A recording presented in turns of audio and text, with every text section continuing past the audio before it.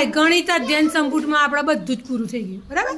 બધા એકમ આપણે ખૂબ સરસ રીતે પૂરા થઈ ગયા ચલો આજે હું હવે સંખ્યા લખાવું છું ચલો લખો 35 40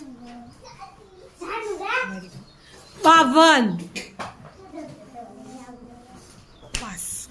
સરસ ચલો લખો 70 35 65 68 80 85 85 કેમ થાય વેરી ગુડ ભાઈ બધા સાચા ચલો લખો 62 74